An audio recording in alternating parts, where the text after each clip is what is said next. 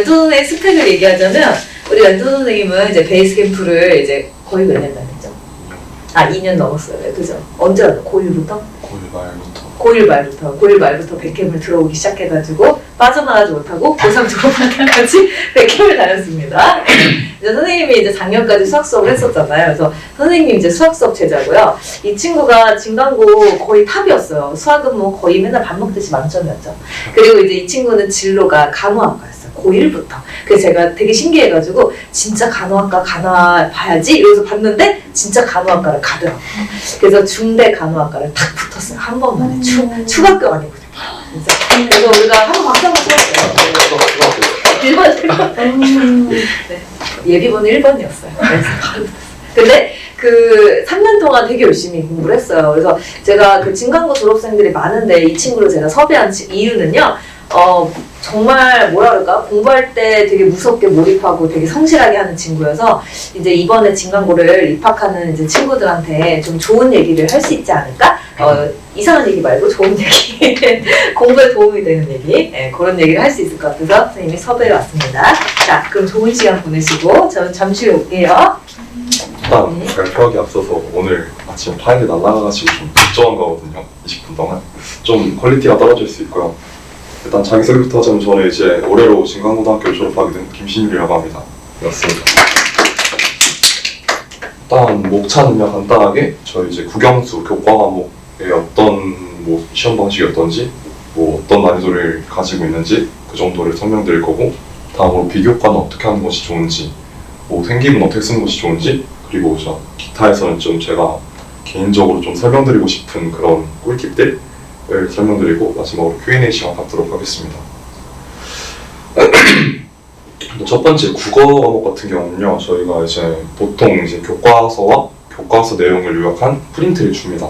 선생님께서 그러고 이제 같이 보면서 필기할 건 필기하고 쌤들이 뭐 발표시키는 거 있으면 발표를 나가서 발표를 한다는 등의 그런 보통 그런 방식이고요. 물론 쌤마다 차이는 있겠지만은 그리고 시험 같은 경우는 보통 외부 지문이 되게 많아가지고 솔직히 공부를 다 할 수가 없어요. 그래서 최대한 많은 뭐 작품들을 접하고 자료들을 접해가지고 가장 임기응변을 잘하도록 노력하는 것밖에 답이 없고요. 난이도 자체는 솔직히 1학년 때는 그렇게 어렵지 않고요. 2학년도 조금 어렵지만 그래도 어렵진 않지만 3학년 때가 이제 언매 같은 경우가 되게 어렵게 나와가지고 등급 컷이 막 80점대 초반도 나오고 이랬거든요. 그래서 굉장히 좀 난이도 차이가 심하다. 보통 수행평가로 세부 능력 특기사항이라고 하는 세특이랑 연계해갖고 수행평가를 보는 경우가 많기 때문에 진로를 미리미리 정하셔가지고 그에 맞는 세특을 쓰시는 게 중요할 것 같습니다.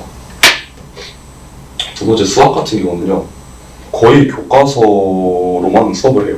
그래가지고 물론 발표도 하지만 거의 교과서로 선생님들이 수업을 하시고 뭐 마지막 뭐 대단원 문제 같은 경우는 같이 풀던가 아니면 숙제로 풀어온 다음에 나가 발표로 어떤 식으로 풀었느냐를 설명하던가 둘 중 하나의 방식으로 보통 하고요.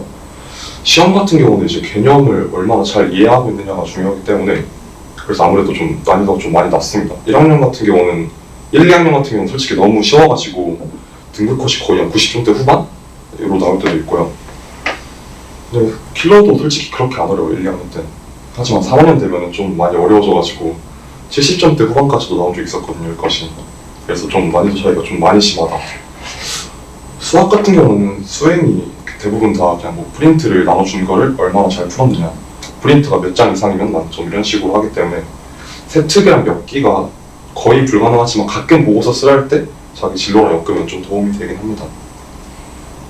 저 세 번째 교과 영어 같은 경우는 쌤들마다 차이가 너무 심해가지고 이렇게 좀 통일화시키기가 좀 어렵긴 한데 교과서 위주로 수업을 하고 보통은 이제 프린트를 나눠준 다음에 요약을 저희가 본인이 직접 하셔야 돼요 보통.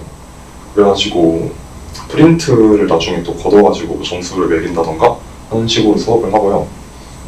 외부 지문이 많아도 너무 많아요. 막 저희는 되게 막 이상한 것까지 많이 했었거든요. 뭐 어린 왕자 책은 뭐 그렇다 쳐도 막 어떤 타 국가 대통령들 연설문 이런 것도 막 시험법에 들어갔었고 그래가지고 공부할 때 좀 양이 좀 많을 거라고 생각이 듭니다.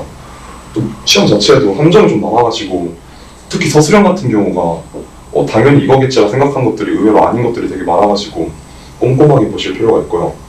난이도 같은 경우는 솔직히 1, 2학년은 그냥 무난했고요. 3학년이 그냥 뭐 수능 특강 지문으로 한 110지문 정도가 시험범위였어가지고 범위가 많아가지고 난이도가 좀 올라간 것 같다 생각이 들 수 있는데 단순 문제 난이도 자체는 좀 쉬운 편이에요. 저희 학교는 아무래도. 여기도 이제 수행평가가 보통 이제 보고서 쓴다? 아니면 뭐 자료 조사한다? 이런 거여서 자기 본인 진로에 맞게 하시면 될 것 같습니다. 이제 비교과, 즉 생기부에 들어가는 것들 내용인데요. 저희 학교는 이렇게 다양한 동아리가 있어가지고 약간 또 동아리도 진로에 맞게 선택하는 것이 되게 중요해가지고 저 같은 경우는 아무래도 생명 쪽이니까 과학탐구부에 들어갔었거든요. 몇 개 정도는 그 면접을 보고 들어가고 나머지는 그냥 좀 다 그렇게 좋은 동아리라 하기는 조금 어렵죠. 그리고 수업의 활동이 되게 생각보다 되게 다양한 편이에요. 그래도 저희 모든 그런 과목에 교과 도우미는 솔직히 하시면 무조건 좋고요. 타 학교와 같이 협업해갖고 수업을 하는 공유 캠퍼스도 솔직히 들으면 되게 도움이 많이 되고요. 학교 자체에서 컨설팅 대학교 가는 것도 이제 설명드릴 수 있어가지고 알기로는 1학년 때 하는 걸로 알고 있는데 하실 분들은 굉장히 도움 됐고요. 과학 아카데미, 정보 아카데미, 인문사회 아카데미 등등 아카데미가 좀 여러 가지여가지고 뭐 적성에 맞게 들으시면 또 이것도 되게 도움이 많이 되고 전 토론을 들은 적은 없는데 애들한테 듣기로는 되게 생기부를 잘 써준다 들었던 기억이 있어가지고 되게 추천드려요. 또 이제 진로 시간에 탐구 보고서를 쓰게 시키는데 이게 진짜로 생기부 들어가는 것 중에 가장 중요하다 생각 들거든요. 솔직히 사실상 자기 진로를 가장 잘 설명할 수 있는 보고서이기 때문에 좀 무조건 퀄리티 높게 준비하시는 게 되게 중요해요. 그리고 독서 활동도 이제 뭐 일련의 사건들로 생기부에 안 들어간다는 소식이 들리긴 하지만은 다 과세특에 이제 쌤들이 따로 기입해 주시기 때문에 독서 활동도 무조건 하시는 게 좋아요. 그리고 좀 이제 이것들은 넣을까 말까 되게 중요했었는데 앞선 내용들은 뭐 작년도 또 이런 멘토링을 보던가 하면 다 찾을 수 있는 정보들이어갖고 전 좀 그래도 진짜 도움되는 것들을 준비하고 싶어가지고 첫 번째로 저는 되게 공부량이 많은 학생보다는 좀 공부법을 좀 제대로 하자는 스타일이어가지고 공부법이 되게 중요하다고 생각을 하거든요. 첫 번째로 Y 공부법 되게 좀 당연한 말일 수도 있겠지만 어떤 걸 공부를 하든 간에 왜라는 질문을 계속 하다 보면은 훨씬 더 도움이 돼요. 뭐 예를 들면은 보통 저희가 배우는 교과서는 이제 인과관계에서 결과 정도만 나와 있고 그걸 저희가 받아들이고 이해하고 그리고 외우던가 아니면 뭐 문제를 풀던가 하는 식으로 하는데 이 결과만 보고는 솔직히 이 원인을 파악하는 게 물론 쉽진 않겠지만은 이 원인을 알면은 나중에 됐을 때 뭐 결과가 더 잘 암기가 된다 아니면은 이 공부 자체도 흥미가 생긴다 등의 효율성의 면에서는 훨씬 더 도움이 많이 돼가지고 어떤 걸 공부하든 간에 왜 이 질문을 계속 하다 보면은 결국 하나의 이 논점으로 귀결되기 때문에 되게 도움이 됐던 공부법이었고요. 이건 조금 약간 괴리가 느껴질 수도 있는데 마이웨이 공부법이라가지고 실제 이 내용적인 정확도와 무관하게 약간 저만의 방식으로 받아들여가지고 암기 과목 같은 경우는 암기를 하시는 것도 솔직히 저는 되게 좋았거든요.